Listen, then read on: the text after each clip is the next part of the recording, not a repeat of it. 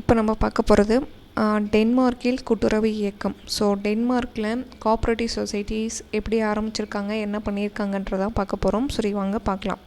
First பால் பண்ணை தொழில் தொடங்க சாதகமான சூழ்நிலை. ஸோ உங்களுக்கு டென்மார்க் அப்படின்னு சொன்னாலே ஃபஸ்ட்டு ஞாபகம் வர்றது பால் சொசைட்டி தான். ஸோ இதை இன்னும் ஞாபகமாக வச்சுக்கிறது எப்படி சொல்லலாம்னா, டென்மார்க்னோடனே ஆரோக்கிய பால் அண்ட் அண்ணாமலை, அதை ஞாபகம் வச்சுக்கோங்க. அண்ணாமலைனா அண்ணாமலை படம், ஆரோக்கியம் பால் நமது கிராமங்களில் இருந்து அப்படின்னு சொல்லுவாங்க இல்லையா, அதுவும் நம்மளுடைய அண்ணாமலை படத்தில் பார்த்திங்கன்னா பாலில் வச்சு தான் ஒரு பிஸ்னஸ் பண்ணி பெரிய அளவு வரும். ஸோ அதுதான். ஸோ டென்மார்க்னோடனே நமக்கு வரவே ஞாபகம் வருது பால் பண்ணை. பால் பண்ணை தொழில் தொடங்க சாதகமான சூழ்நிலைகள். ஸோ இப்போ பால் பண்ணை தொடங்குறாங்க. ஸோ அதுக்கு அச்சு அப்படியான ஒரு அச்சாரம் எப்படி எங்கேருந்து ஆரம்பிச்சிருக்குன்னு பார்க்கலாம்.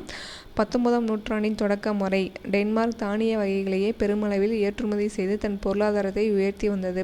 ஸோ 19 என்னென்னா 19. ஸோ அந்த நூற்றாண்டு வரை என்ன பண்ணியிருக்காங்கன்னா தானிய வகைகள் தான், பருப்பு மட்டும்தான், பருப்பு வகைகள் தானிய வகைகள் தான் சொல்லியிருக்காங்க. அது மட்டும்தான் அவங்க என்ன பண்ணியிருக்காங்க, ஏற்றுமதி இம்போர்ட் பண்ணியிருக்காங்க. அதனால் அவங்களுடைய பொருளாதாரம் உயர்ந்தது அப்படின்னு சொல்லியிருக்காங்க.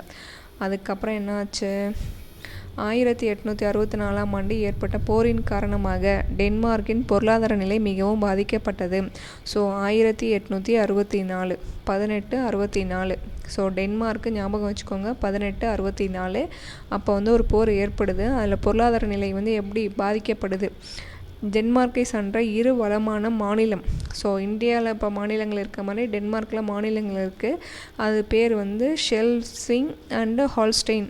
போரின் முடிவின் புருஷியா நாட்டவர்களால் கைப்பற்றப்பட டென்மார்க்கில் இருக்கக்கூடிய 2 ஸ்டேட்டு என்ன பண்ணுறாங்கன்னா புருஷியா அந்த நாட்டவர்களால் கைப்பற்றப்பட்டது. ஸோ புருஷியா எதுவனோட சேர்ந்ததுன்னா ஜெர்மனோட. ஸோ இது பின்னாடி வரும். ஸோ இது அந்த 2 மாநிலத்தையும் புருஷியா நாட்டில் கைப்பற்றிடுறாங்க. இதன் விளைவாக டென்மார்க் 2 ஸோ 2 ஸ்டேட்டை கைப்பற்றினால டென்மார்க் என்னவாயிடுது, 2 காணப்பட்டது அப்படின்னு சொல்லியிருக்காங்க. மேலும் ஜெர்மனியுடன் கொண்டிருந்த வாணிப தொடர்பு அறவே அழிந்து போயிற்று. ஏனெனில் புருஷியா ஜெர்மனியின் ஒரு பகுதியாக விளங்கியதால் போருக்கு பகுதியாக விளங்கியதால் ஜெர்மனிக்கு ஏற்றுமதி செய்ய இயலவில்லை. ஜெர்மனியில் ஒரு பகுதி புருஷியா, அவங்க டென்மார்க் கூட சண்டை போட்டு அங்கேருந்து 2 ஸ்டேட்டை என்ன பண்ணுறாங்க, கைப்பற்றுறாங்க. அதனால் டென்மார்க்கு ஏற்றுமதி செய்யக்கூடியது எங்கன்னா ஜெர்மனுக்கு. ஸோ இதனால் அவங்களுடைய பொருளாதாரம் பாதிக்கப்படுது. ஓகேங்களா. உற்பத்தி பொருளான தானிய வகையை ஏற்றுமதி செய்யத்தகுந்த சந்தையை டென்மார்க் பெற்றிருக்கலாம். உற்பத்தி பண்ணுறாங்க பொருளை, ஆனால் அதை ஏற்றுமதி பண்ணுற அளவுக்கு அவங்ககிட்ட மார்க்கெட்டிங் ஃபெசிலிட்டி கிடையாது. எனவே டென்மார்க் அங்காடிகளே தானியங்கள் விற்பனை செய்யப்பட்டமையால் அவைகளின் விலை வீழ்ச்சி அடைந்தது.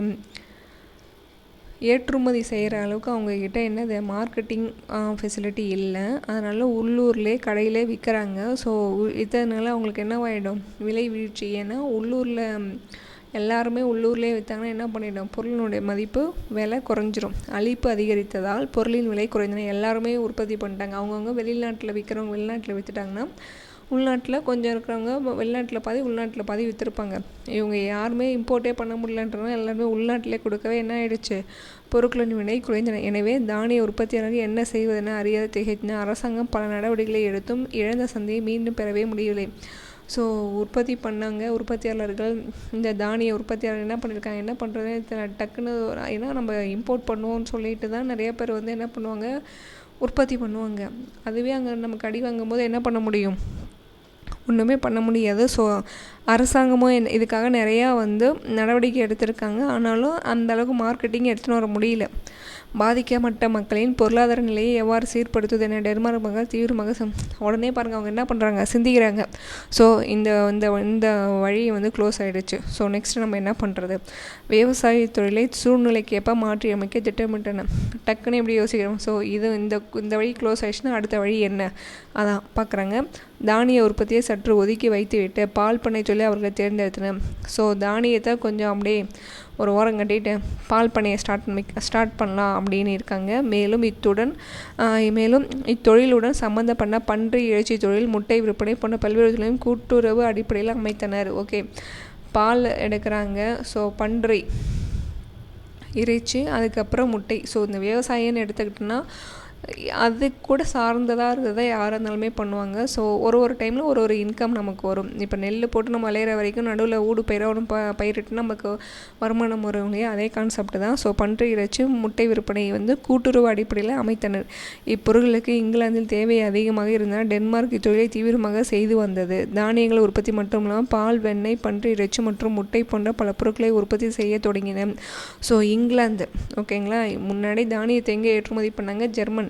இப்போ வந்து இங்கிலாந்தில் வந்து என்ன நமக்கு வந்து இந்த பால், அது மட்டும் இல்லாமல் வெண்ணெய், இறைச்சி, பன்றி இறைச்சி, முட்டை, ஸோ இந்த பொருட்கள்லாம் நிறைய உற்பத்தி பண்ணி எங்கே கொடுக்குறாங்க? இங்கிலாந்துக்கு கொடுக்குறாங்க. நாளடைவில் டென்மார்க்கின் முக்கிய ஏற்றுமதி பொருளாக வெண்ணெய் விளங்கிற்று. ஸோ டென்மார்க்லேருந்து ஃபஸ்ட்டு டென்மார்க் தீவிரமாக செய்து வந்தது. தானியங்கள் உற்பத்தி மட்டும் பால், வெண்ணெய், இறைச்சி, முட்டை இதெல்லாம் நிறையா அவங்க வந்து என்ன பண்ணியிருக்காங்க? இங்கிலாந்துக்கு சேல்ஸ் பண்ணியிருக்காங்க. அதில் வந்து டென்மார்க்னால் வெண்ணெய் நல்லாயிருக்கும் அப்படின்ற மாதிரி வெண்ணெய் வந்து ஒரு முக்கிய பொருள், டென்மார்க்கினுடைய முக்கிய பொருள் மாதிரி கொண்டு வந்திருக்காங்க. பால் பண்ணை தொழிலுக்கு தேவையான கால்நடை தீவனமும் டென்மார்க்கில் உற்பத்தி செய்யப்பட்டது. ஸோ பால் பண்ணை வச்சுருக்காங்க, கால்நடைகள் தீவனம் வேணுமா? ஏற்கனவே அவங்க தானியமெல்லாம் தயாரித்தவங்களாம் உற்பத்தி பண்ணவங்க தான். ஸோ அவங்களுக்கான தீவனம், கால்நடை தீவனமும் செஞ்சுருக்காங்க. கால்நடைகளின் எண்ணிக்கை கணிசமாக உயர்ந்தது. இத்தகைய மாற்றம் டென்மார்க்கின் பொருளாதாரத்தையே மாற்றியமைத்தது. ஸோ தானியத்தையும் உற்பத்தி பண்ணவங்க, அது மூலயமா பால் உற்பத்தி எல்லாமே பண்ணியிருக்காங்க. அதனால் என்ன பண்ணியிருக்காங்க? கால்நடைகள் எண்ணிக்கை அதிகமாக இருக்குது. அவங்களுடைய இந்த மாற்றம் வந்து என்ன பண்ணியிருக்காங்க? நமக்கு பொருளாதார நிலையே உயர்த்தியிருக்கு. பால் பண்ணை தொழிலில் பல்வேறு நவீன கருவிகள் கையாளப்பட்டன. ஸோ இது பால் பண்ணையில் வந்து நவீன கருவிகள்னு சொல்கிறாங்க. நீங்கள் ஒரு சில வீடியோவில் இல்லை படத்தில் ஏதாச்சும் பால் கறக்கிறது கூட ஒரு மிஷினெல்லாம் வச்சுருக்காங்களே, ஸோ அது மாதிரி தான் சொல்கிறாங்க நவீன கருவிகள். 1878 டென்மார்க் பொறியாளர் நெயில்சன் என்பவரால் பாலிலிருந்து பாலேட்டை பிரித்தெடுக்கக்கூடிய ஒரு நவீன இயந்திரம் கண்டுபிடிக்கப்பட்டது. ஸோ 1878 அப்போ வந்து நெயில்சன் பால்லேருந்து நெய் எடுக்கிறாங்கன்னு வச்சுக்கோங்க. பால்லேருந்து வெண்ணெய் எடுப்பாங்க, அப்புறம் வெண்ணெய் ஒரு இதை நெய் எடுப்பாங்க. இவர் வந்து நெயில்சன், டென்மார்க்கு. நெயில்சன் எதனோட தொடர்புடையவர்னு கேட்டார்னா டென்மார்க்கு பால் பண்ணை. ஸோ பாலில் வந்து பாலாடை கட்டியை பிரிச்செடுக்கிற நவீன கருவியை கண்டுபிடித்தவர் யார்? நெயில்சன். நெய் அது ஞாபகம், டென்மார்க் நெயில்சன். ஓகே. அதன் பின் பால் பண்ணை தொழிலில் ஒரு திருப்பம் ஏற்பட தொடங்கியது. முதல் கூட்டுறவு பண்ணை 1862 ஆண்டர்சன் என்பவரின் துணை கொண்டு நிறுவப்பட்டது. ஸோ கூட்டுறவு இந்த மாதிரி ஒரு நவீன கருவியெல்லாம் கண்டுபிடிக்கும் போது என்ன ஆகும்? தொழில் நல்லா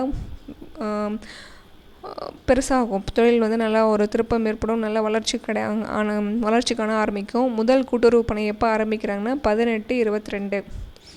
ஓகே. முதல் கூட்டுறவு பண்ணை ஆண்டர்சன் என்பவர் துணை கொண்டு நிறுவப்பட்டது. அது முதல் பால் பண்ணை செழித்து வளர்ந்தது. அது முதல் அவர் வந்து ஒரு ஆண்டர்சன் என்பவர் வந்து 1822 ஆண்டர்சன் அவருடைய சன் அப்படின்னு வச்சுக்கோங்க. 1822 அப்போ வந்து ஒரு பால் பண்ணை ஆரம்பிக்கிறாரு. ஸோ அதுதான் வந்து முதல் பால் பண்ணை நல்லா செழித்து வழங்குது. டென்மார்க் மக்கள் பால் பண்ணை தொழிலில் அதிக கவனம் செலுத்தவில்லை. உற்பத்தி செய்யப்படும் பால் மற்றும் பால் பொருட்கள் முதலியவற்றிலே அதிக கவனம் செலுத்தினர். டென்மார்க் மக்கள் பண்ணை தொழிலில் அதிக கவனம் பண்ணை தொழிலில் வந்து அவங்க கவனம் செலுத்தலை. என்ன பண்ணியிருக்காங்க? உற்பத்தி செய்யப்படும் பால் பொருட்கள், பாலிலேருந்து பாலை உற்பத்தி பண்ணணும், அதாவது பாலை உற்பத்தி பண்ணணும், பால்லேருந்து என்னென்ன பொருள் பை ப்ராடக்ட் எடுக்கணுன்றதுல தான் கவனம் இருந்தது. 1867 பால் பண்ணைகளின் எண்ணிக்கை 630 குறைந்துள்ளது. 1967 பால் பண்ணைகளின் உறுப்பினர்களாக உள்ளவர்களின் எண்ணிக்கை அதாவது 67 13 லட்சம். 1955 வந்து 1966 மில்லியன் குரோனாக இருந்து மொத்த விற்பனை வந்து 1967 2420 மில்லியன் குரோனாக உயர்ந்துள்ளது. 1967 13 லட்சம். 1955 ஆண்டு 1996 மில்லியன். இது வந்து அமௌண்ட் 1966 இருந்தது மில்லியன். ஃபஸ்ட்டு 13 லட்சமாக இருக்குது.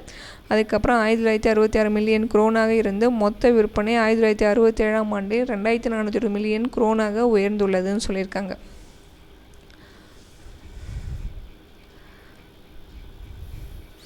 பத்தொன்பதாம் நூற்றாண்டின் இறுதி டென்மார்க் கோதுமைக்கு பதிலாக வெண்ணெய், பன்றி இறைச்சி, முட்டை போன்ற பொருட்களை ஏற்றுமதி செய்து வந்தது. கோதுமை, அதான் தானியத்துக்கு அப்புறம் என்ன பண்ணியிருக்காங்க, தானியத்தை கொஞ்சம் ஒதுக்கி வச்சுட்டு பன்றி, வெண்ணெய், முட்டை, பால் தான் கொடுத்துருக்காங்க. எனினும் தானிய உற்பத்தி அதிகரிக்க தொடங்கியது. தானியங்கள், கால்நடைகள் கண்டிப்பாக இப்போ பால் பண்ண வச்சுருக்காங்க, அவங்களே மாட்டுக்கு தீவனம் கொடுக்கணும், தானியத்தை கொடுத்துருக்காங்க. 1875ஆம் ஆண்டிற்கும் 1930 ஆண்டிற்கும் இடைப்பட்ட காலத்தில் பால் பொருட்களின் உற்பத்தி பெருமளவில் உயரத் தொடங்கியது. 1875 டு இது 1800, இது 1900. ஓகே, 1875ஆம் ஆண்டிற்கும் 1930ஆம் ஆண்டிற்கும் இடைப்பட்ட காலத்தில்தான் பால் பொருட்களின் உற்பத்தி பெருமளவில் உயரத் தொடங்கியது. பால் பண்ணை தொழில் பெருகியதால் இத்தொழிலில் கிடைத்த இதர விளைபொருட்கள் மூலம் பன்றி இறைச்சி தொழில் நன்கு வளர தொடங்கியது. வெண்ணெய் எடுக்கப்பட்ட பால் பன்றிக்கு சத்துள்ள உணவாக கொடுக்கப்பட்டுள்ளது. ஸோ ஓகேவா, பால் பண்ணை தொழில் என்ன பண்ணியிருக்குங்க, நல்லா பெருகிருக்கு, தொழில் வியாபாரம் பெருகிருக்கு. அது இல்லாமல் அதுலேருந்து இதர பை ப்ராடக்ட் தான், விளைபொருட்களும் நல்லா கிடச்சிருக்கு. இது மூலயமா பன்றி இறைச்சினா நம்ம பாலில் இருந்து வெண்ணெய் எடுக்கப்பட்ட பால் யாருக்கு சத்துள்ள, இந்த சுழற்சி முறையில் பண்ணியிருக்காங்களோ அந்த மாதிரி தான் பன்றிக்கு கொடுக்கப்பட்டிருக்காங்க. ஸோ சத்து உள்ள உணவுப் பொருளாக வழங்கப்பட்டது பன்றிக்கு. பால் பண்ணைகளுடன் ஒரு சேர பன்றி இறைச்சி தொழில், பால் பண்ணை வச்சுருக்கவங்க பன்றியும் வச்சுருக்காங்க. பாலில் இருந்து இந்த வெண்ணெய், நெய் எல்லாமே பிரித்து எடுத்ததுக்கப்புறமா அந்த பாலை யாருக்கு கொடுத்துருக்காங்கன்னா பன்றி பண்ணைக்கு கொடுத்துருக்காங்க. வெண்ணெய் எடுக்கப்பட்ட பால் ஸ்கீம்டு மில்க் பன்றிக்கு சத்துள்ள உணவுப் பொருளாக வழங்கப்படுது. பால் பண்ணைகளும் ஒரு சில பன்றி இறைச்சி தொழிலும் நன்கு வளர்ச்சி பெற்றது. ஒரே இதுதான், பாலில் என்னென்ன எடுக்க முடியுமோ எடுத்தாச்சு. திருப்பி அந்த பாலை யார்கிட்ட கொடுத்துட்டாங்க, பன்றி பண்ணைகளுக்கு கொடுத்துட்டாங்க. இங்கிலாந்து நாட்டில் பன்றி இறைச்சி, இங்கிலாந்தில் பன்றி அதிகம் சாப்பிடுவாங்க போல், ஸோ அங்கே அதிகமாக தேவை இருந்திருக்காம்ப்பா. 1888 ஜெர்மனி பன்றி இறைச்சி இறக்குமதியை அடியோடு நிறுத்திவிட டென்மார்க் மக்கள் தங்களின் நலன் கருதி தாங்களே பல கூட்டுறவு அமைப்புகளை உருவாக்கி அவற்றின் மூலம் பன்றி இறைச்சியை அதிக அளவில் இங்கிலாந்து நாட்டிற்கு ஏற்றுமதி செய்தனர். 1888 1888 ஜெர்மனி பன்றி இறைச்சியை எங்களுக்கு வேணாம், எங்களுக்கு டென்மார்க்லேருந்து பன்றி இறைச்சியே வேணாம்பா அப்படின்ட்டாங்க. உடனே என்ன பண்ணணும், டென்மார்க் மக்கள் தான் டக்கு டக்குன்னு யோசிக்கிறாங்களே, தானியத்தை ஒதுக்கி வச்சுட்டு நம்ம பால் பண்ணையை தொடங்கலான்ற மாதிரி. இப்போ என்ன பண்ணியிருக்காங்க, சரி அவங்க தான் வேணான்னு சொல்லிட்டாங்களே, வா நம்ம கூட்டுறவு பண்ணையை அமைக்கலாம் அப்படின்னு அமைச்சு பன்றி இறைச்சி எங்கே பண்ணியிருக்காங்க, இங்கிலாந்து நாட்டிற்கு ஏற்றுமதி செய்தனர். இங்கிலாந்திற்கு ஏற்றுமதி செய்வதற்கென்றே பல கூட்டுறவு பன்றி இறைச்சி தொழிற்சாலை பாருங்க, அவங்க வேணான்னு ஜெர்மன் வேணான்னு சொல்லிட்டாங்கன்னா இங்கிலாந்து கொடுக்குறேன்னாங்க. கடைசியில் இங்கிலாந்து என்ன பண்ணுறாங்க, நிறையா வாங்குறாங்க. ஸோ நிறையா பேர் என்ன பண்ண, நம்ம இங்கிலாந்துக்கே கொடுக்கலான்னு நிறையா பன்றி இறைச்சி தொழிற்சாலைகளை அமைத்தனாங்களாம். பால் பண்ணை தொழிலும் கூட்டுறவும். Okay, dairy industry and corporation. Okay, கொஞ்சம் தடுமாறுது. டென்மார்க் விவசாயிகள் கூட்டுறவில் பால் பண்ணைத்துறையில் மாபெரும் வெற்றியை பெற்றிருந்தன. ஸோ டென்மார்க்குனாலே கூட்டுறவு பால் பண்ணையில் கிங்கு அப்படின்ற மாதிரி வச்சுக்கோங்க. இதற்கு காரணம் அவர்களின் விடாமுயற்சி, அதிக உழைப்பு, இதற்கு காலமறிந்து செயல்படுதல், கூட்டுறவு கொள்கைகளை அடிப்படையாக கொண்ட கூட்டுறவு பால் பண்ணைகளை அமைத்தல். ஸோ எல்லாருமே என்ன சொன்னேன், இப்போ நீங்கள் படிச்சுனே போகிறீங்க, எக்ஸ்பிளைனே பண்ண மாட்டீங்கன்றீங்க. ஸோ இதில் பார்த்தாங்களே உங்களுக்கு தெரியும், டென்மார்க் என்ன பண்ணியிருக்காங்கன்னா பால் பண்ணையில் மாபெரும் வெற்றி, கிங் ஆகியிருக்காங்க. ஸோ அதுக்கு காரணம் என்னதுன்னா விடாமுயற்சி, அதிக உழைப்பு, காலமறிந்து செயல்படுதல்லாம். தானியம் வாங்கினான்னு சொல்லிட்டாங்களா, அடுத்தது என்ன பண்ணால் அவங்க வாங்குவாங்க, எந்த இடத்துல என்ன ப்ராடக்ட்டுக்கு டிமாண்ட் இருக்கு அப்படின்றத கரெக்டாக கெஸ் பண்ணி அந்த அளவுக்கு ப்ரொடியூஸ் பண்ணியிருக்காங்க. கூட்டுறவு கொள்கைகள் அடிப்படைகளாக கூட்டுறவு பால் பண்ணைகளை அமைத்தன. ஸோ பால் பண்ணை அமைச்சிருக்காங்க. இது போன்ற காரணங்களால் இவ்வியக்கம் சிறப்பாக செயல்படுவதற்கு முற்றும் உதவின. 1812 முதல் கூட்டுறவு பால் பண்ணைகள் தொடங்கப்பட்டது. இதனைத் தொடர்ந்து ஆண்டுதோறும் பல பால் பண்ணைகள் தொடங்கப்பட்டன. பால் பண்ணை 1812 இது எல்லாமே உங்களுக்கு என்ன சொல்கிறது, நிறைய இயர் வருது. இங்கே பால் பண்ணை தொடங்கியிருக்காங்க. அதுக்கு முன்னாடி என்ன சொல்லியிருந்தாங்க, ஜெர்மனி வேணான்னு சொல்லிடுச்சு பன்றி இறைச்சி, அது 1888. ஸோ இந்த மாதிரி நிறையா இயரெல்லாம் வருது. இதெல்லாம் உங்களுக்கு ஒன்லைனாக கண்டிப்பாக நான் கொடுக்குறேன். அதுக்கப்புறம் கூட்டுறவு பால் பண்ணைகளின் கொள்கைகள். பால் உற்பத்தி செய்வோர் அனைவரும் உறுப்பினராக சேர்க்கப்பட்டார்கள். உறுப்பினர் பங்குத்தொகை மற்றும் நுழைவு கட்டணம் இவை இரண்டும் வசூலிக்கப்படவில்லை. பால் உற்பத்தி இப்போ நான் ஒரு மாடு வச்சுருக்கேன், பால் கறக்கிறேன்னா என்னையும் உறுப்பினராக சேர்த்துப்பாங்க. உறுப்பினர் எங்கிட்ட பங்குத்தொகையோ நுழைவு கட்டணமோ வாங்கலை. உறுப்பினர்கள் வரையறையற்ற பொறுப்பின் கீழ் பணியாற்ற வேண்டும். அன்லிமிட்டட், எனக்கு இதுதான் வேலை, இதுதான் செய்யணும் கிடையாது. Unlimited liability. உறுப்பினர்களின் சொந்த நுகர்வுக்கு தேவையான பாலை எடுத்துக்கொண்டு எஞ்சியுள்ள பால் முழுவதும் பால் பண்ணையிடம் ஒப்படைக்க வேண்டும். இப்போ நான் பால் வீட்டில் மாடு வச்சுருக்கேன், பால் கறக்கிறேன்னா காலைல டீ போட சாயந்தரம் டீ போட எவ்வளவோ அதை மட்டும் எடுத்து வச்சுட்டு மீதி என்ன பண்ணிடணும், சொசைட்டியில் கொடுத்துடணும். பால் சொசைட்டி சொல்லுவாங்க இல்லையா, பால் பண்ணையில் கொடுத்துடணும். கூட்டு தனித்தனி பொறுப்பின் அடிப்படையில் கூட்டுறவு பால் பண்ணைக்கு தேவையான மூலதனம் கடன் வசதிகள் மூலம் எழுப்பப்பட்டன. கூட்டு தனிப்பு ஜாயின் அண்ட் செவரல் லைபிலிட்டி. அதாவது 2-3 பேர் சேர்ந்து இல்லைன்னா செவரல் அந்த மாதிரி கூட்டுறவு பால் பண்ணைக்கு தேவையான மூலதனம் கடன் வசதிகள் மூலம் எழுப்பப்பட்டது. உறுப்பினர்கள் பால் அளிப்புக்கு ஏற்ப விற்பனை தொகையை சமமாக பகிர்ந்தளிக்கப்பட்டது. இம்முறை பின்பு கைவிடப்பட்ட பாலின் தரத்திற்கே விலை நிர்ணயம் செய்யப்பட்டது. அதாவது ஃபஸ்ட்டு பாலில் என்ன பண்ணியிருக்காங்கன்னா, யார் அதிகமாக சொசைட்டியில் பால் கொடுக்குறாங்க அப்படின்றது 5 லிட்டர் 10 லிட்டர் யார் அதிகம் கொடுக்குறாங்களோ அதை பேஸ் பண்ணி ஃபஸ்ட்டு என்ன சொன்னாங்க, விற்பனை தொகையை கொடுத்தாங்க. ஆனால் அதுக்கப்புறம் என்ன பண்ணிட்டாங்கன்னா, பாலினுடைய அடர்த்தி தண்ணி கலந்துருக்காங்களா அப்படின்றத செக் பண்ணுவாங்கள்ல, அதனுடைய மீட்டர் லாக்டோமீட்டர் வச்சு செக் பண்ணுவாங்க பாலினுடைய தரத்தை. அதை செக் பண்ணி தான் நான் என்ன பண்ணுவேன், உங்களுடைய பால் நான் எடுத்துப்பேன், அதுக்கேற்ற மாதிரி தான் உங்களுக்கு விலையை ஃபிக்ஸ் பண்ணுவோம் அப்படின்னு இருக்காங்க. ஸோ இது கரெக்டான மெத்தட். அப்போ தான் என்ன பண்ணுவோம், மக்களுக்கு ஒரு சுத்தமான பாலாக போய் கிடைக்கும், எந்த ஒரு கலப்படமும் இல்லாமல். அது அப்போவே அவங்க அப்போவே அவங்க ஸ்டாண்ட் பண்ணியிருக்காங்க. இப்பண்ணைகளில் தலைமை அமைப்பாக பொது அவை இயங்கி வந்தது. அமைப்பின் உறுப்பினர்களுக்கு ஓட்டுரிமை. ஸோ பண்ணையில் என்ன சொல்லியிருக்காங்க, ஒரு தலைமையில் ஒரு ஹெட் இருக்காங்கன்னா அது பொதுவாக இருக்காங்க. ஓகே, அவங்களுக்கு என்னது ஓட்டுரிமையை அளிக்கப்பட்டிருக்காங்க. பண்ணையின் அன்றாட நிர்வாகத்திற்கு ஒரு நிர்வாக குழு. ஸோ டெய்லி ஆக்டிவிட்டிக்கு போர்ட் ஆஃப் டைரக்டர்ஸ் இருந்திருக்காங்க, நிர்வாக குழு இந்த கமிட்டி இருந்திருக்கு. உறுப்பினர்கள் ஒருவர் நிர்வாகியாக, உறுப்பினர்லேயே ஒருத்தர் என்ன பண்ணுவார், நிர்வாகியாக தேர்ந்தெடுக்கப்பட்டிருக்காங்க. பண்ணையின் அமைப்பும் அதன் பணியும். உறுப்பினர்களும் உள்ள பாலை சங்கங்களுக்கு தங்கள் லாரிகள் மூலம் அவர்களின் வீடுகளுக்கு சென்று எடுத்துக்கொண்டு வரப்படுகிறது. உறுப்பினர்கள் பாலை எடுப்பதற்கு முன்பு பாலின் தரம் பரிசோதிக்கப்படுகிறது. பின்பு பால் குளிர்பதனப்படுத்தப்படுகிறது. இதுதான் நம்மளுடைய ஆரோக்கிய அட்வர்டைஸ்மெண்ட் பார்த்தீங்கன்னா, ஆரோக்கியா நமது கிராமங்களில் இருந்து அப்படின்ற மாதிரி உறுப்பினர்களிடம் உள்ள பாலை சங்கங்களுக்கு தங்கள் லாரிகள் மூலம். நம்ம வீட்டிலே மாடு வச்சுருக்கோம், பால் கறக்கிறோன்னா அவங்களே லாரியில் பால் எடுத்துன்னு போயிடுவாங்க. ஸோ எடுத்துன்னு வந்த பாலை தரம் பார்ப்பாங்க. அதுக்கப்புறமா அதை பதப்படுத்தி அதுக்கப்புறம் அவங்க யூஸ் பண்ணுவாங்க. பிறகு இயந்திரங்கள் மூலம் பாலிலிருந்து வெண்ணெய் எடுக்கப்படுகிறது. வெண்ணெய் எடுக்கப்பட்ட பாலை உறுப்பினர்கள் தாங்கள் வளர்க்கும் வெள்ளை பன்றிக்கு உணவாக அளிக்கின்றனர். பாலை எடுத்துன்னு தலையெல்லாம் பார்த்துட்டு அதுலேருந்து வெண்ணெய் எடுக்கிறாங்க. ஸோ வெண்ணெய் எடுத்ததுக்கப்புறம் அந்த பாலை உறுப்பினர்கள் அந்த பன்றை பண்ணைகள் வச்சுருந்தா அவங்களுக்கே திருப்பி ரிட்டர்ன் பண்ணுறாங்க. உறுப்பினர்கள் அவர்களை அளித்த பாலின் கொழுப்பு சக்தியின் அடிப்படையில், அதான் பாலில் கலப்படம் இல்லாமல் சுத்தமாக இருக்கா, அதை அந்த கொழுப்பு சத்து அடிப்படையில் என்ன பண்ணியிருக்காங்க, சேல்ஸ் ரேட்டை ஃபிக்ஸ் பண்ணியிருக்காங்க, அவங்களுக்கான அமௌண்ட்டும் கொடுக்குறாங்க. கூட்டுறவு சங்கங்கள் சுத்தமான பாலுக்கு முக்கியத்துவம் அளித்து வந்த உறுப்பினர்கள் வழங்கும் பாலில் கலப்படம் செய்யப்பட்டிருப்பதிலிருந்து அவர்கள் கடுமையாக தண்டிக்கப்படுவார்கள். இந்நிலை நீடித்த உறுப்பினர்கள் சங்கத்தில் இருந்தே நீக்கிவிடணும்.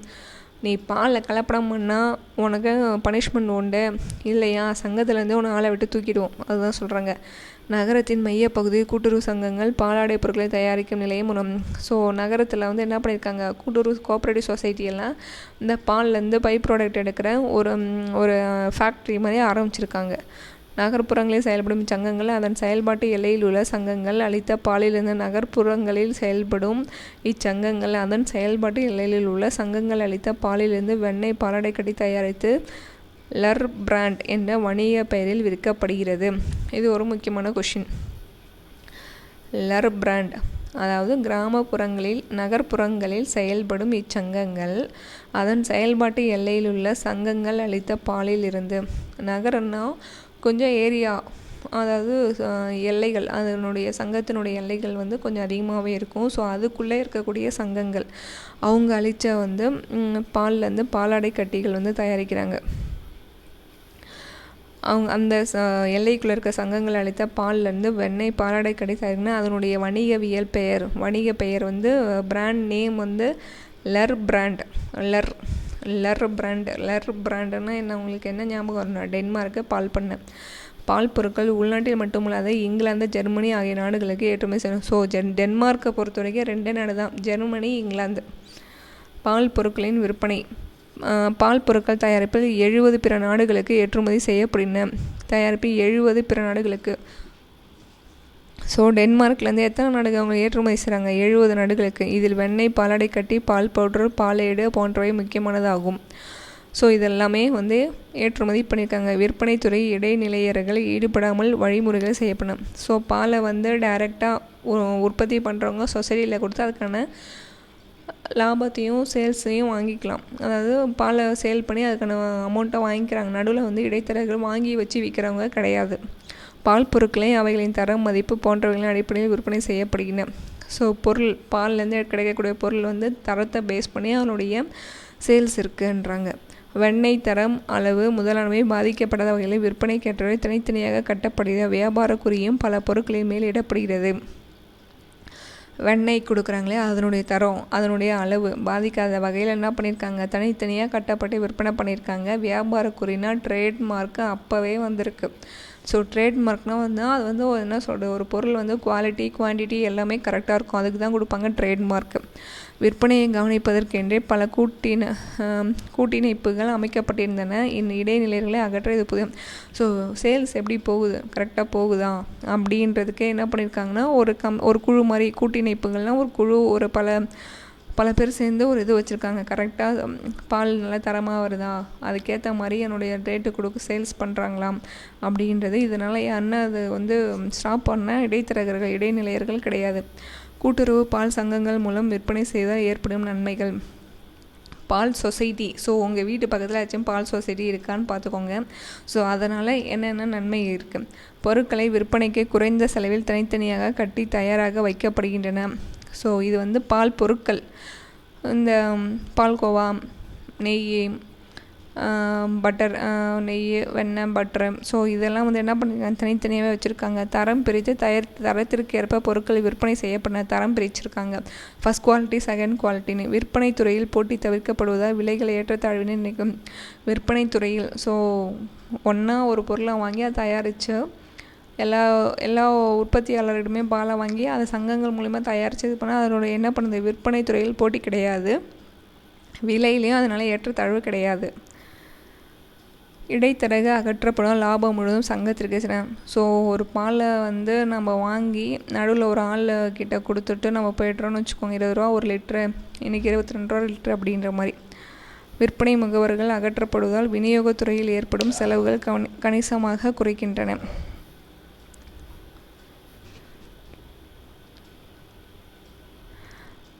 இடைத்தரகர்கள் அகற்றப்படுவதால் லாபம் முழுவதும் சங்கத்திற்கே சேர்க்கப்படுகின்றனர். விற்பனை முகவர்கள் அகற்றப்படுவதால் விநியோகத்துறையில் ஏற்படும் செலவுகள் கணிசமாக குறைகின்றன. விற்பனைனா மார்க்கெட்டிங் ஏஜென்ட்ஸே கிடையாது, அதனால் சேல்ஸ் வந்து நமக்கு வந்து செலவு வந்து கம்மியாக தான் சேல்ஸ் பண்ணுறது. அதாவது விநியோகத்துறையில்னா சேல்ஸுக்காக நம்ம வந்து விளம்பரம் பண்ணுற மாதிரி அந்த மாதிரி கிடையாது, மார்க்கெட்டிங் பண்ணுறதுக்காக கிடையாது, முகவர்களே கிடையாது. அங்காடிகளில் ஏற்படும் மாற்றங்கள் குறித்து அவ்வப்பொழுது உறுப்பினர்களாக விளங்கும் கூட்டுறவு சங்கங்களுக்கு செய்திகள் தெரிவிக்கப்படுகிறது. அங்காடியில் ஏற்படும் மாற்றங்கள், இப்போ கடை வச்சு அதாவது அங்காடிகள்னால் அந்த கூட்டுறவுக்குன்னே ஒரு கடை இருக்குது, அமுதம் பல்பொருள் அங்காடின்னு சொல்கிறாங்களே, அந்த மாதிரி வந்து அங்கே வந்து ரேட் என்ன போகுது, எது மக்கள் அதிகம் வாங்குறாங்கன்றதெல்லாம் வந்து அதாவது உறுப்பினராக இருக்கக்கூடிய சங்கம் அவங்களுக்கு தெரிவிக்கிறாங்க. பொருட்களின் தரத்தை குறிக்கும் வகையில் ட்ரேட்மார்க், வியாபார குறி ட்ரேட்மார்க் வந்து கொடுக்குறாங்க, பொருளினுடைய தரம். இதனால் விற்பனை வந்து எளிதாகவே இருக்குது. அரசு விதிமுறைகளின்படி நன்கு சோதனை செய்யப்பட்டு தரம் பிரித்த வெண்ணெய் மட்டுமே ஏற்றுமதி செய்யப்படும். ஸோ கவர்மெண்ட் ரூல்ஸ் படி செக் பண்ணி இந்த FSSAI அந்த மாதிரி இப்போ, ஆனால் முன்னாடி அந்த மாதிரி கிடையாது. ஆனால் அவங்க ஏதோ ஒரு இதை வச்சு அதனுடைய குவாலிட்டியை செக் பண்ணிட்டு தான் என்ன பண்ணியிருக்காங்க, இம்போர்ட் பண்ணியிருக்காங்க. வெண்ணெயின் தரம் நன்கு பாதுகாக்கப்படுவதால் இதன் விற்பனை பிற நாடுகளில் ஒவ்வொரு ஆண்டும் அந்த பட்டர் வந்து கொடுக்கறது வந்து என்ன இருக்குது, நல்லா குவாலிட்டியாக இருக்கிறதுனால எல்லா நாட்டிலுமே அதனுடைய சேல்ஸ் வந்து என்ன பண்ணியிருக்குது, அதிகமாக இருக்குது. டென்மார்க் வெண்ணெயின் வியாபாரக்குரிய LUR லர் பிராண்ட், ஏற்கனவே பார்த்தோம் இல்லையா, லர் பிராண்டை கண்ட உடனே அதன் தரத்தை பற்றி யாரும் பிற நாட்டு மக்கள் அதாவது வந்து என்ன சொல்கிறது, இந்த கம்பெனி பிராண்டை பார்த்தாலே நம்பி வாங்கலாம். இப்போ வந்து நம்மளோட ஹெட்செட்டு, போட்டு, அந்த மாதிரி வந்து JPL அந்த மாதிரியெல்லாம் ஒரு பிராண்டை பார்த்தாலே இதெல்லாம் நம்பி வாங்கலான்ற மாதிரி தான். லர் பிராண்டை பார்த்தோன்னே ஓ டென்மார்க்லேருந்து வெண்ணெயா, லர் பிராண்டா, கண்ண முடின்னு வாங்கலாம்ப்பா, அந்த அளவுக்கு இருந்திருக்க மக்கள்கிட்ட நம்பிக்கையோட. டென்மார்க்கில் இருந்து பெரும்பாலும் கப்பல்கள் மூலமாக வெண்ணெய் இதர பொருட்கள் ஏற்றுமதி செய்யப்படின. டென்மார்க்லேருந்து கப்பல் மூலயமாவே வெண்ணெயும் மற்ற பொருட்கள், இந்த பாலாடை கட்டிகள், நெய் அதெல்லாமே ஏற்றுமதி பண்ணியிருக்காங்க. இச்சங்கத்தில் பணிபுரிந்து வரும் சங்கங்கள் 3 வகையாக பிரிக்கலாம். கூட்டுறவு வெண்ணெய் மட்டும் ஏற்றுமதி செய்யக்கூடியது. இங்கிலாந்து மொத்த விற்பனை சங்கங்கள். டென்மார்க் வெண்ணெய் வியாபாரிகள். ஃபஸ்ட்டு ஒன்று வந்து கூட்டுறவு வெண்ணெய் ஏற்றுமதி. ஸோ கூட்டுறவு மூலயமா வெண்ணெய் ஏற்றுமதி செய்கிறவங்க, கூட்டுறவு மூலயமா வெண்ணெயை ஏற்றுமதி செய்யக்கூடிய சங்கம். இங்கிலாந்தில் மொத்த விற்பனை சங்கம், இங்கிலாந்தில் மொத்தமாக விற்பனை பண்ணுற சங்கம். டென்மார்க்கு வெண்ணெய் கூட்டுறவு வெண்ணெய், இது டென்மார்க் வெண்ணெய் வியாபாரிகள். 3 வகை சங்கங்களும் வெண்ணெய் ஏற்றுமதி சங்கம் என்ற கூட்டமைப்பின் கீழ் இணைக்கப்பட்டிருந்தது. வெண்ணெய் விற்பனையை அதிகரிக்க இது பெரிதும் அரும்பாடுபட்டது. 3 சங்கங்களும் என்ன பண்ணுறாங்க, வெண்ணெய்க்கு வந்து ஏற்றுமதி செய்யறதுக்குன்னு சொல்லிட்டு ஒரு கட்டமைப்பில் கீழே இருக்குது. அதாவது ஒரு தலைமையில் இது 3 இருக்குது. ஸோ இந்த மாதிரி பிரித்து வந்து கொடுத்து அதனுடைய சேல்ஸை வந்து இன்க்ரீஸ் பண்ணதுனால வெண்ணெயின் விற்பனை வந்து அதிகரிக்கிறது. இக்கூட்டமைப்புகள் விற்பனை விலையை நிர்ணயிக்கின்றன. அந்த கூட்டமைப்பு தான் வெண்ணெயாக நீங்கள் இதை வந்து இந்த ரேட்டுக்கு தான் சேல் பண்ணணுன்றாங்க. இதற்கென்று ஒரு சில அமைப்புகளும் போர்டும் வச்சுருக்காங்க. ஒரு குழு கமிட்டின்னு சொல்லுவாங்களே, அந்த மாதிரி ஒரு போர்டு வச்சுருக்காங்க. புதிய அங்காடி அமைப்பதற்கு பல நடவடிக்கைகள் மேற்கொள்ளப்பட்டு வந்தது. ஏற்றுமதியை அதிகரிப்பதற்காக செய்முறை விளக்கங்கள் விளம்பரங்கள் செய்யப்படும். ஸோ இன்னுமே நம்ம அதிகமாக ஏற்றுமதி பண்ணணும், நிறையா கடை ஓப்பன் பண்ணணும். என்ன பண்ணியிருக்காங்கன்னா செய்முறை ப்ராக்டிக்கலாகவும் அட்வர்டைஸ்மெண்ட்டும் செஞ்சுருக்காங்க. டென்மார்க்கின் அங்காடிகளில் விற்கப்படும் வெண்ணெய் முதலான பால் பொருட்களின் விலைகள் டென்மார்க் விற்பனை முற்றுரிமை குழுவினால் நிர்ணயிக்கப்பட்டது. அதாவது டென்மார்க்கில் கடையில் விற்கக்கூடிய வெண்ணெயும் பால் பொருட்களுடைய விலையுமே வந்து முற்றுரிமை டேனிஷ் மோனோபொலி கமிஷன் மூலியமாக நிர்ணயிச்சிருக்காங்க. ஸோ முற்றுரிமைனா அந்த ப்ராடக்ட்டை அடிச்சுக்கிறது வேறு ப்ராடக்டே கிடையாதுப்பா. அந்த அளவுக்கு அந்த ப்ராடக்டை மக்களை ரீச் பண்ணியிருக்கேன். அதனுடைய விற்பனை விலையை நிர்ணயிக்கணும் ஒரு குழு வச்சுருக்காங்க. 1903 புதிய சிறப்பு வியாபாரம் லர் பிராண்ட் விற்பனை துறையில் புதிதாக பொறுக்கப்பட்டது.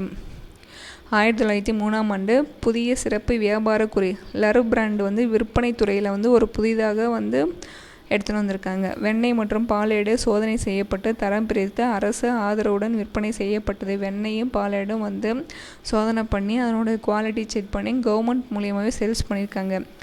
1964 டென்மார்க் பால் பண்ணைகள் சங்கம் என்ற கூட்டுறவு அமைப்பு அமைக்கப்பட்டது. ஏற்றுமதி மற்றும் இதர பால் பண்ணைகளின் கூட்டமைப்பும் சங்கத்துடன் இணைக்கப்பட்டது. 1964 டென்மார்க் பால் பண்ணைகள் சங்கம் என்ற கூட்டுறவு அமைப்பு அமைக்கப்பட்டது. பால் பண்ணைகள் சங்கம் 1964 டென்மார்க் பால் பண்ணைகள் சங்கம் என்ற கூட்டுறவு அமைப்பு அமைக்கப்பட்டாங்க. அதாவது 1964 ஏற்றுமதி மற்றும் இதர பால் பண்ணைகளின் கூட்டமைப்பும் சங்கத்துடன், ஏற்றுமதி பண்ணுறவங்க மற்ற பால் பண்ணையும் இந்த சங்கத்தோடு இணைக்கப்பட்டது. கூட்டுறவு பால் பண்ணை வியாபாரத்தில் உற்பத்தியும் விற்பனையும் ஒரு சேர இணைப்பதற்கு கூட்டமைப்பு உறுதியாக. கூட்டுறவு பால் பண்ணை வியாபாரத்தில் உற்பத்தி பண்ணுறதையும் விற்பனை பண்ணுறதையும் இணைக்கிறதுக்கு இந்த கூட்டமைப்பு என்ன பண்ணுது, உறுதுணையாக இருந்ததாம்.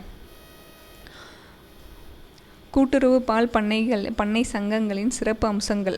கூட்டுறவு பால் பண்ணையில் பால் உற்பத்தி செய்பவர் ஒன்று சேர்ந்து செயல்படுகின்றனர். உறுப்பினர்கள் உற்பத்தி செய்த பால் மற்றும் பாலிலிருந்து தயாரிக்கப்பட்ட பொருட்களை பெரும்பாலும் கூட்டுறவு சங்கங்கள் விற்பனை செய்கின்றன. பால் பண்ணை வச்சுக்கிறவங்கெல்லாம் ஒன்றா சேர்ந்து பால் உற்பத்தி செய்கிறாங்க. அந்த மாதிரி உற்பத்தி செஞ்ச பால்லேருந்து வந்த பொருள் எல்லாமே வந்து என்ன பண்ணியிருக்காங்க, சங்கத்து மூலியமாகவே சேல்ஸ் பண்ணியிருக்காங்க. டென்மார்க்கில் கூட்டுறவு இயக்கம் தன்னிச்சையான இயக்கமாகும். வாலண்டரி மூமெண்ட் இந்நாட்டின் கூட்டுறவு இயக்கம் மக்களால் ஆரம்பிக்கப்பட்ட மக்கள் இயக்கமாகும். ஸோ கூட்டுறவு வந்து ஒரு தன்னிச்சையான இயக்கம் அப்படின்னு சொல்லியிருக்காங்க இல்லையா, அது வந்து டென்மார்க்லேயே அந்த மாதிரி தான் இருந்திருக்கு. இது மக்களால் ஆரம்பிக்கப்பட்ட மக்கள் இயக்கம். ஓகே, கூட்டுறவு பால் பண்ணைகளின் பொறுப்பு வரையறுக்கப்பட்டதாகும். ஸோ கூட்டுறவு பால் பண்ணையினுடைய லயபிலிட்டிஸ் என்னது, லிமிட்டட் லயபிலிட்டிஸ். செல்வ செழிப்புள்ள உறுப்பினர்கள் பலர் சங்கத்தில் சேர்ந்து பால் பண்ணைகளை வளர்ச்சிக்கு பெரிதும் பாடுபட்டனர். இதன் விளைவாக பால் பண்ணைகள் கணிசமாக வளராயிற்று. பால் பண்ணைகளின் பொறுப்பு வரையறுக்கப்பட்டது. செல்வ செழிப்புள்ள உறுப்பினர்கள் சங்கத்தில் பலர் சேர்ந்து பால் பண்ணைகளையும் வளர்ச்சிக்கும். ஸோ நல்லா ரிச்சாக இருக்கிற பீப்புளும் என்ன பண்ணியிருக்காங்க, உறுப்பினராக சேர்ந்து இதை வந்து இன்னும் பண்ணைகள் வந்து இன்னும் நல்லா வளர்ச்சி அடையணும் அப்படின்னு சொல்லியிருக்காங்க. கூட்டுறவு பால் பண்ணை சங்கத்தின் உறுப்பினர்கள் அளிக்கும் பாலுக்கு எடை, கொழுப்புத்தன்மை, தூய்மை ஆகியவற்றை அடிப்படையில் விலை நிர்ணயம். ஸோ பண்ணையில் கொடுக்கக்கூடிய நீங்கள் பால் வந்து என்னென்ன இருக்குன்னா அதனுடைய எடை, கொழுப்புத்தன்மை, தூய்மை, பியூரிட்டி. ஸோ இதை பேஸ் பண்ணி தான் உங்களுக்கு நான் விலை கொடுப்பேன். ஒரு லிட்டர் நான் 22 ரூபா கொடுக்குறேன், 25 ரூபா, 40 ரூபாவா, 30 ரூபாவா, 50 ரூபான்ற மாதிரி. தகுதி வாய்ந்த உறுப்பினர்களை கொண்டு கூட்டுறவு சங்கம் விளங்கியதான் முறையான நிர்வாகம் எளிதாக சிற்பணும். ஸோ இதில் இருக்கிற உறுப்பினர்களுமே என்ன ஒரு தகுதி இருக்கக்கூடியவங்க, அதனால் நிர்வாகம் அட்மினிஸ்ட்ரேஷன் நல்லா பண்ணியிருக்காங்க. சீரிய கூட்டுறவு சங்கங்களுக்கு கூட்டுறவு இணையங்களும் சிறந்த முறையில் அமைக்கப்பட்ட எல்லா கூட்டுறவு அமைப்புகளுமே நல்ல இணைப்பு டென்மார்க்கில் ஏற்படுத்தப்பட்டுள்ளது. சீரிய கூட்டுறவு சங்கங்களுக்கும், அதாவது கூட்டுறவுக்கிடையே கூட்டுறவு சொல்கிறீங்களா, ஸோ அந்த மாதிரி வந்து கூட்டுறவு இணையம், அதுக்கப்புறம் கூட்டுறவு அமைப்புகளுக்கிடையே ஒரு நல்ல இணைப்பு இருந்ததுன்னு சொல்லியிருக்காங்க. எங்கே? டென்மார்க்கில். இது பால் பண்ணை தொழிலை மறுமலர்ச்சியை ஏற்படுத்தியது. உற்பத்தியாகும் பாலை உறுப்பினர்கள் தங்கள் வீட்டு உபயோகத்து போக எஞ்சியுள்ள அனைத்தையும் கூட்டுறவு சங்கங்களே விற்கின்றன. நம்ம வீட்டில் இப்போ பால் கறக்குதா, நமக்கு எவ்வளோ 1 லிட்டர் போதுமா ஒரு நாளைக்கு எடுத்து வச்சுன்னு மீதி என்ன பண்ணிடுறாங்க, சங்கத்துக்கே கொடுத்துட்றாங்க. சங்கம் ஈட்டும் லாபம் உறுப்பினர்கள் சங்கத்திற்கு பால் வழங்குவதன் அடிப்படையில் லாப ஈவு பகிர்ந்தளிக்கப்படுகிறது. ஸோ லாப ஈவு என்ன பண்ணியிருக்காங்க, நீங்கள் எந்த அளவுக்கு பால் உற்பத்தி பண்ணி எத்தனை சங்கத்தில் கொடுத்துருக்கீங்களோ அந்த அளவுக்கு உங்களுக்கு லாப ஈவு. விலையை எப்படி ஃபிக்ஸ் பண்ணுவாங்க, நீங்கள் கொடுக்குற பாலினுடைய தரத்தை ஃபிக்ஸ் பண்ணி தான். நவீன இயந்திரங்களை கொண்டு உற்பத்தி துறையில் பயன்படுத்தப்படும் உற்பத்தி செலவை குறைக்கப்பட்ட பொருட்களின் தரமும் உயர்த்தப்படுகிறது. ஸோ நவீன தான் பால் கறக்கலாம் மிஷின் இருக்குல்ல, ஸோ அந்த மாதிரினா பண்ணால் நம்ம டைம் கன்சியூம் ஆகும், அதனுடைய உற்பத்தி பண்ணுற செலவு குறையும், பொருட்களின் தரமும் நல்லாயிருக்கும், பியூரிட்டியாக இருக்கும்னு சொல்லியிருக்காங்க. பால் பொருட்களை உற்பத்தி செய்யும் மையங்கள் பால் உற்பத்தி செய்யும் இடங்களுக்கு அருகாமையில் உள்ளதால் உற்பத்தி செலவு குறைகிறது. பால் பொருட்களை உற்பத்தி செய்யும் மையங்கள் பால் உற்பத்தி செய்யும் பால் பண்ண அதுக்கப்புறம் பால் உற்பத்தி ஃபேக்ட்ரி, அந்த மாதிரி இந்த பாலாடை கட்டி வெண்ணெய் இது ரெண்டுமே என்ன பண்ணியிருக்காங்க, பக்கத்துலேயே வச்சுருக்காங்க. பால் பண்ணி எங்கேயோ வச்சுட்டு இதனுடைய பை ப்ராடக்ட் சேவ் பண்ணுற ஃபேக்ட்ரியை வேறு எங்கேயும் வைக்கல, ரெண்டுமே பக்கத்தில் இருந்தனால நமக்கு வந்து என்ன பண்ணுறாங்க, உற்பத்தி செலவு மேனுஃபேக்சரிங் காஸ்ட்டும் கம்மியாக இருக்குது. உறுப்பினர்களின் பொறுப்பு வரையறுக்கப்படாததாக அவர்கள் ஆக்கமும் ஊக்கமும் காட்டி செயல்படுகின்றன. சங்கத்திற்கு உறுப்பினர்கள் விசுவாசமாக இருக்கின்றன. ஸோ இதுவும் வந்து என்ன சொல்கிறது, வரையறுக்கப்படாத பொறுப்புனா உங்களுடைய லையபிலிட்டிஸ் வந்து இதுதான் கிடையாது. ஸோ வரையறுக்க அன்லிமிட்டெட் தான். அதனால் நிறைய பேர் என்ன பண்ணியிருக்காங்க, ஒரு இன்ட்ரெஸ்டடாக வேலை செஞ்சுருக்காங்க, விசுவாசமாகவும் இருந்திருக்காங்க. கறவை மாடுகளுக்கு கொழுப்பு அதிகம் தரும் வகையில் நல்ல தீவனம். ஸோ அதான் அந்த டென்மார்க்லேயே ஃபஸ்ட்டு தீவனம் தானே ஆரம்பித்தாங்க. ஸோ அதையே வந்து மக்கள் என்ன பண்ணுறாங்க, மாட்டுக்கு நல்லா கொடுத்தா மாட்டுக்கு நல்லா சாப்பாடு போனால் நல்லா பால் கிடைக்கும், அவ்வளோதான். பால் சம்மந்தப்பட்ட பொருட்கள் நல்ல விலையினை பெறுவதே ஒரு காரணம். அறிவியல் முறைப்படி வெண்ணெய் சுத்தமாக தயாரிக்கப்பட்டு விநியோகம் செய்யப்படுகிறது. பால் சம்மந்தப்பட்ட பொருட்கள் நல்ல விலையினை பெறுவது, ஒரு நல்ல விலைக்கு போது ஒரு பிராண்ட் இருக்குது, லர் பிராண்டுன்னு ஒரு பிராண்ட் நேம் இருக்கும்போது அதனுடைய தரம் எப்படி இருக்கும், நல்லாயிருக்கும். மக்கள் வந்து ஒரு காசு செலவு பண்ணாலும் ஒரு குவாலிட்டியான பொருளாக வாங்குகிறோமேன்னு சொல்லிட்டு நிறையா வந்து வாங்கியிருக்காங்க, விநியோகம். அதனால் நிறையா சேல்ஸ் ஆகிருக்கு. உற்பத்தி செய்யப்பட்ட பொருட்கள் லர் பிராண்டு என்ற வியாபார குறியீடுடன் விற்பனை செய்யப்படுவதனால் வெண்ணெயின் தரம். ஸோ இதே தான், இது வந்து 3வது டைம் வருது லர் பிராண்ட். ஸோ டென்மார்க்குனாலே உங்களுக்கு என்ன ஞாபகம் வரணும், லர் பிராண்டு. டென்மார்க்கில் கூட்டுறவு இயக்கத்திற்கான வெற்றிக்கான காரணங்கள், கூட்டுறவு இயக்கத்தின் வெற்றிக்கான காரணங்கள். ஸோ டென்மார்க்கில் எந்த அளவுக்கு சக்ஸஸ் ஆகிருக்கு கூட்டுறவு இயக்கம் அப்படின்னு பார்க்குறோம். டென்மார்க் கிராமப்புறங்களில் வாழும் மக்கள் ஒரே தன்மை வாய்ந்தவர்களாக விளங்குகின்றனர். அவர்களிடையே சாதி மத வேறுபாடு இல்லை, எனவே எண்ணங்கள் எளிதாக நிறைவேற்றப்படும். எந்த ஒரு பாகுபாடுமே கிடையாது. கிராமத்தில் வாழ்கிறவங்க எல்லாருக்கும் ஒரே நோக்கம், நம்ம வாழ்க்கையில் முன்னேறணும், அது மட்டும்தான். குடியானவர்கள் யாவரும் கல்வி அறிவு நிறைந்தவர், எல்லாருமே படித்தவங்க. கிராமப்புறங்களில் கூட்டுறவு கல்வியை நன்கு பரப்புவதற்கென பல தொடக்க பள்ளிகளையும் உயர்நிலைப் பள்ளிகளையும் நடத்துவது ஏற்பாடு செய்யப்பட்டுள்ளன. கிராமத்தில் கூட்டுறவு கல்வி கோஆப்ரேட்டிவ் எஜுகேஷனை பற்றி பல தொடக்கப்பள்ளி உயர்நிலைப் பள்ளியிலும் நடத்துறதுக்கு ஏற்பாடு செஞ்சுருக்காங்க. டென்மார்க் கூட்டுறவு சங்கங்கள் உறுப்பினர்களின் உற்பத்தி பொருட்களுக்கு விற்பனை ஏற்பாட்டை மட்டும் செய்வதில்லை. குடும்பத்திற்கு தேவையான பொருட்களையும் பண்ணைக்கு தேவையான பொருட்களையும் ஒரு சில கொள்முதல் செய்து உறுப்பினர்களை விற்பனை செய்கின்றன. ஸோ டென்மார்க்கில் இருக்கக்கூடிய கூட்டுறவு சங்கங்கள் வந்து என்ன பண்ணியிருக்காங்க, உற்பத்தி பொருட்களுக்கு விற்பனை ஏற்பாட்டை, உற்பத்தி நம்ம பண்ணுற பொருளுக்கான ஏற்பாட்டை மட்டும் பண்ணலை, அவங்க குடும்பத்துக்கு தேவையான பொருட்களையும் பண்ணைக்கு தேவையான பொருட்களையும் ஒன்றாவே கொள்முதல் செஞ்சு கொடுத்துருக்காங்க. உறுப்பினர்களுக்கு கடன் வசதிகளையும் வழங்குகின்றன. அவ்வப்போது ஆலோசனை, ஸோ கடனும் கொடுக்குறாங்க, ஸோ ஆலோசனை கொடுக்குறாங்க, நீங்கள் இந்த மாதிரி பண்ணுறீங்களா, இதை விட இன்னும் பெஸ்ட்டாக பண்ணுங்கள் அப்படின்ற மாதிரி. டென்மார்க் மக்கள் நல்ல உழைப்பு திறன் நிறைந்தவர்களாக விளங்குகின்றனர். பிற நாடுகளைப் போல் நாமும் உயர்நிலை அடைய வேண்டும் என்ற நோக்குடன், ஆர்வத்துடன், உற்சாகத்துடன் உழைத்தனர். ஸோ டென்மார்க்கில் இருக்கக்கூடிய மக்கள் வந்து என்ன பண்ணியிருக்காங்கன்னா, நல்லா ஹார்ட் ஒர்க் பண்ணக்கூடியங்க. ஸோ பிற நாடு மாதிரி நம்ம நாடும் நல்லா வந்து முன்னேறணும், உயர்நிலையாக அடையணும்னு சொல்லிட்டு ஒரு இன்ட்ரெஸ்ட்டோடு செஞ்சுருக்காங்க. ஒரு உற்சாகம், இன்ட்ரெஸ்ட் இருக்கா. ஸோ இது நம்மளும் இதே மாதிரி படித்தா தான் என்ன பண்ண முடியும், பாஸ் பண்ண முடியும். அரசாங்கமும் அவ்வப்போது கூட்டுறவு சங்கங்களுக்கு தேவையான உதவிகளை அளித்து வருகின்றன. சீரான நிர்வாக அமைப்பு ஏற்பட்டுள்ளதால் அரசாங்க கூட்டுறவு சங்கங்களை தீவிரமாக கண்காணிப்பதில்லை. ஸோ கவர்மெண்ட்டும் அவங்களால முடிஞ்ச சப்போர்ட்டை என்ன பண்ணியிருக்காங்கன்னா சொசைட்டிக்கு கொடுத்துருக்காங்க. ஸோ ஏற்கனவே வந்து என்ன பண்ணியிருக்காங்க, ஒரு நிர்வாகம் ஒரு சீராக நல்ல லெவலாக போயின்னு இருக்கும்போதே அவங்க வந்து என்ன பண்ணுங்க, சரி ஓகே தீவிரமாக வந்து அதில் கண்காணிக்கலாம், ஓகே உங்களுக்கான சப்போர்ட் நாங்கள் கொடுக்குறோம் அப்படின்னுக்காங்க கவர்மெண்ட்டு. இந்தியாவிற்கான படிப்பினைகள் லெசன் 2 இந்தியா. ஸோ இதில் வந்து நம்ம என்ன கற்றுக்கணும், டென்மார்க்கில் நிலவி வரும் சூழ்நிலைகள் இந்தியாவிலும் இல்லையாயினும் டென்மார்க்கை கண்டு நாம் கற்க வேண்டியவை மிக அதிகம். டென்மார்க்கில் என்ன மாதிரி ஒரு சூழ்நிலை இருக்கோ அது வந்து நம்ம இந்தியாவில் இல்லைன்னா நம்ம டென்மார்க்கை பற்றி நம்ம கற்றுக்கணும்னு சொல்லியிருக்காங்க. டென்மார்க் கூட்டுறவு கொள்கைகளை விவசாய உற்பத்தி மற்றும் விற்பனை ஆகிய இரு துறைகளையும் நன்கு கடைபிடிக்கப்படுகின்றன. கூட்டுறவு கொள்கைகளை விவசாய உற்பத்தி விற்பனை. விவசாயத்தில் கூட்டுறவு கொள்கையில் வந்து ஃபஸ்ட்டு என்ன பண்ண, விவசாயத்தில் உற்பத்தி பண்ணுறாங்க, அதுக்கப்புறம் விற்பனை பண்ணுறாங்க. இந்தியாவில் நவீன கருவிகளை அதிகம் பயன்படுத்துவதில்லை, எனவே லாபத்தில் ஒரு பகுதி இடைநிலையர்கள் கைப்பற்றுகின்றன. இந்தியாவை பொறுத்த வரைக்கும் இன்னுமே வந்து மாடர்ன் எக்யூப்மெண்ட்ஸ் எதுவும் வரலன்றாங்க. ஸோ இதனால் வந்து லாபமே ஒரு பகுதி யாருக்கு, இடைத்தரகர்களுக்கு போகுது. டென்மார்க் சிறு நிலங்களை உடையது, அதே போல் நாமும் சிறிய நிலங்களை உடையவர்கள். ஸோ டென்மார்க்கில் கொஞ்சம் கொஞ்சமாக நிலம் வச்சுருக்காங்க, நம்மளும் அது மாதிரி இருக்கோம். ஆதலால் தங்கள் பிரச்சனைகளை முதலில் களைய வேண்டும். உற்பத்தி துறையும் விற்பனை துறையும் விற்பனை ஏற்பாட்டுடன் துறையும் ஒரு சிற கவனிக்கப்பட வேண்டும். ஸோ இந்தியாவில் பொறுத்த வரைக்கும் என்ன சொன்னேன், நம்மகிட்ட இருக்க பிரச்சனை என்னென்னு கண்டுபிடிக்கணும். உற்பத்திலையா இல்லை சேல்ஸ்லையா, விற்பனை ஏற்பாட்டு துறை ஏஜென்ட்டு, விற்பனையை ஏற்படுத்தி கொடுக்குறவங்க. ஸோ இதில் எங்கே இருக்குன்னு நம்ம வந்து கவனிக்கணும்னு சொல்லியிருக்காங்க. டென்மார்க் தொடக்கத்தில் தானிய வகையை உற்பத்தி செய்து வந்த நாளடைவில் தானிய ஏற்றுமதி பாதிக்கப்பட்டுள்ளதால் தாமதமின்றி வேறு பல தொழில்களை தொடங்கப்பட்டன. டென்மார்க்கில் ஃபஸ்ட்டு தானியம் தான் பண்ணாங்க, அதில் வந்து என்ன பண்ணுறாங்க, ஏற்றுமதி செய்ய முடியலைன்றதுனால தான் அவங்க வேறு ஒரு தொழிலை ஆரம்பிக்கிறாங்க. குறிப்பாக பண்ணை தொழில், பன்றி இறைச்சி தொழில் முதலானவை ஆரம்பிக்கப்பட்டன. இந்த வரலாறு இந்தியாவிற்கு ஒரு நல்ல பாடமாக அமைகின்றது. இந்தியாவில் புல்வெளிகள் அதிகம் இருப்ப இத்தகைய துணை தொழில்கள் தொடங்கப்பட வேண்டும். ஸோ அவங்க வந்து தானியம் சரியாக போகலைன்னு பண்ணையும் இந்த பன்றி இறைச்சி தொழிலையும் ஆரம்பிக்கிறாங்க. ஸோ இந்தியாவை இது பார்க்கும்போது நம்ம நாட்டில் வந்து புல்வெளிகள் அதிகமாக இருக்குது, மேய்ச்சல் நிலங்களும் இருக்குது. ஆனால் இந்த மாதிரி வந்து எஃபர்ட் போட்டு நடத்துறதுக்கு ஆள் வந்து கம்மியாக இருக்குன்ற மாதிரி சொல்கிறாங்க. டென்மார்க்கை போலவே இந்தியாவிலும் ஆடு மாடுகளின் எண்ணிக்கை உயர்ந்தே காணப்படுகிறது. எனினும் இந்தியர்கள் கால்நடை பிராணிகள் வலிமை குறைந்தவையாகவே உள்ளன. ஸோ டென்மார்க் மாதிரியே நம்ம நாட்டிலையும் ஆடு மாடு எண்ணிக்கை வந்து என்ன இருக்குது உயர்ந்தே இருக்குது. இந்தியாவில் கால்நடைகளின் பிராணிகள் வந்து அந்தளவு வலிமையாக இல்லைன்றாங்க.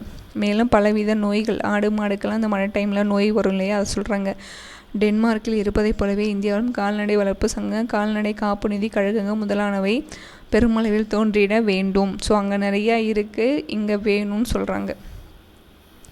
டென்மார்க்கின் மாபெரும் வெற்றிக்கான காரணம் அந்நாட்டு மக்களின் கல்வியே. ஸோ எல்லாருமே படிச்சிருக்காங்க, ஒரு விஷயம் ஆரம்பிக்கிறாங்க, சரி வரலையா எடுத்து ஓரம் வச்சுட்டு அடுத்து நம்ம என்ன பண்ணலான்றதை யோசிச்சு அதை சக்ஸஸ் பண்ணியிருக்காங்க. அதுதான் முக்கியமான பாயிண்ட்டு. கிராமப்புறங்களையும் நகர்ப்புறங்களையும் பல கூட்டுறவு பள்ளிகளை டென்மார்க்கில் நடத்தப்படுகின்றன. இம்முறைகள் நாமும் நன்கு, அதாவது கூட்டுறவு கல்வி, ஸோ கூட்டுறவு பள்ளிகள் கிராமத்துலேயும் நகரத்துலையும் நடத்துகிறாங்க. இம்முறையில் நாம் பின்பற்றின வெற்றி உறுதி. எதிர்பட்ட இன்னல்களை கொண்டு மனம் தரலாமல் புதிய முறைகளை கையாண்டு தம் பொருளாதார நிலையை உயர்த்தியுள்ள நாடு. அதாவது இன்னல் ஏற்பட்டிருக்கு, என்னது, தானிய உற்பத்தியில் யாருமே வாங்கலை, விலை வீழ்ச்சி அடையுது, எல்லாருக்குமே நஷ்டம் வருது. டக்குன்னு என்ன பண்ணியிருக்காங்க, புதிய முறையை கண்டுபிடிக்கிறாங்க, பண்ணை தொழில். அதுதான் சொல்லியிருக்காங்க. நிலையை உயர்த்தியுள்ள நாடு டென்மார்க் ஆகும். கூட்டுறவு கொள்கைகளை கடைபிடிக்காத துறைகளே டென்மார்க்கில் இல்லை. மண் வளம் நிறைந்த டென்மார்க்கு மனவளம் நிறைந்த மக்களை கொண்டு விளங்குகிறது. ஒரு டைலாக் கூட முடிச்சிருக்காங்க. ஸோ கூட்டுறவு கொள்கைகளை கடைபிடிக்காத துறைகளே டென்மார்க்கில் கிடையாது. ஸோ டென்மார்க்கை பொறுத்த வரைக்கும் கூட்டுறவு கொள்கையில் வந்து நல்லாவே கடைபிடிச்சிருக்காங்க. மண் வளம் மற்றும் நிறைந்த டென்மார்க்கு கிடையாது, மனவளமும் நிறைந்த மக்களை கொண்டது தான் நம்ம டென்மார்க். ஸோ டென்மார்க்னு பால் பண்ண லர்பிராண்ட், இது ரொம்ப முக்கியமானது. அப்புறம் நெயில்சன் முதல்ல என்ன கண்டுபிடிச்சாரு? நவீன கருவிகளை கண்டுபிடித்தவர். ஓகே. ஸோ அடுத்து இத்தாலி. ஸோ அடுத்த வீடியோவில் இத்தாலியை பற்றி பார்க்கலாம். தேங்க்யூ.